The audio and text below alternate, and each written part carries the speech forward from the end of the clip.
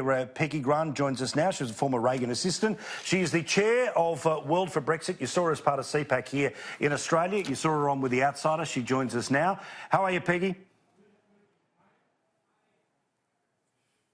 Terrific. Thank you so much for having me on. All right, let's talk about the state of the race and so much that's happening right now. As I just mentioned with John, I am enjoying watching those who want to bring Trump apart, who are fighting amongst themselves on so many different fronts, including Uncle Joe, where Uncle Joe Biden basically releases an ad saying, "You've got to vote for me." His wife even says, even if you don't like him, you've got to vote for me because I'm the one who can beat him. The only problem is the polls are now starting to show that the margin by which he claims he can beat Trump is starting to shrink and other people are starting to get in his way. It's a little bit weird. Make me president for 4 years because I can beat one person on one day.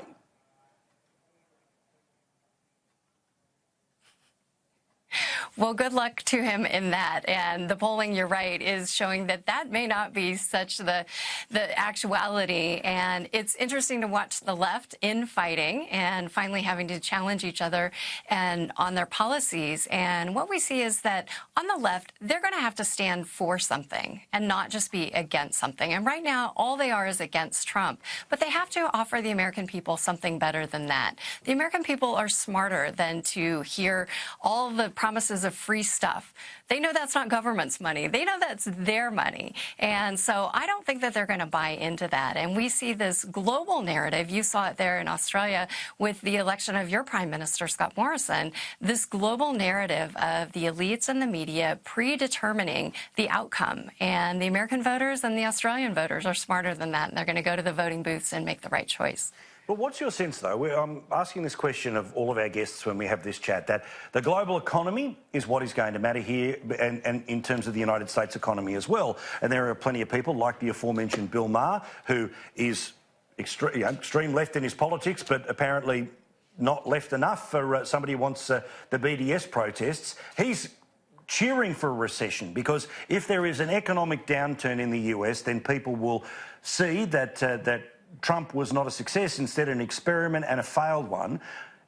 Is your belief that there are elements inside either the US economic structure or otherwise that would try to, not tank, but start to turn the economy down in order to raise the chances of a Biden or somebody else being able to beat Trump? Because clearly, when unemployment sits where it does in all over the country, that's good for Trump.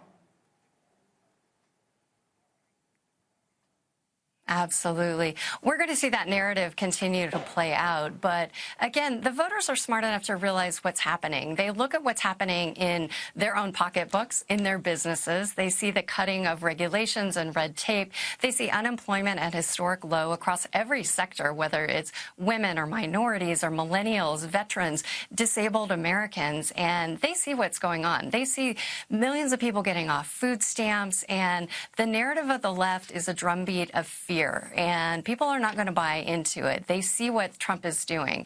We're on a pathway to energy independence. We have done so many good things across the nation and around the world that I don't know if the world is getting that news. All they hear is the tweets. But there's a lot of really strong, wonderful things happening here economically, and the American people know it. Well, same as... do people actually think that Donald Trump tried to buy Greenland? Do they not know that that's a joke?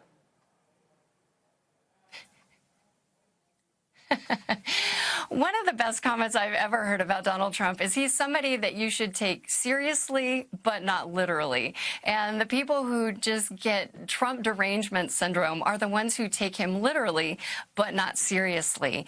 And if we look at the left, I don't think that they still understand the 2016 Trump voter. I don't think they want to understand the 2016 Trump voter. And so they're going to be terribly surprised in 2020 when Trump is reelected, because they haven't tried to understand the average American that Trump speaks for, that he's given voice to, that he's been a champion for. People all across this nation who have been ignored for so long by the media and by the elites. Donald Trump has said, I see you and I'm going to help you. And he's actually done that. And people see that, they believe that, and they're going to reward him by reelecting him in 2020. Peggy, even though, of course, the man that you worked for, that you respect so much, Ronald Reagan, the Presidential Library is there in California. I don't know how you hang out in that in that lefty world. I don't know how you must stick out like a sore thumb being a common sense Republican in the capital of wokeness, but continue the fight.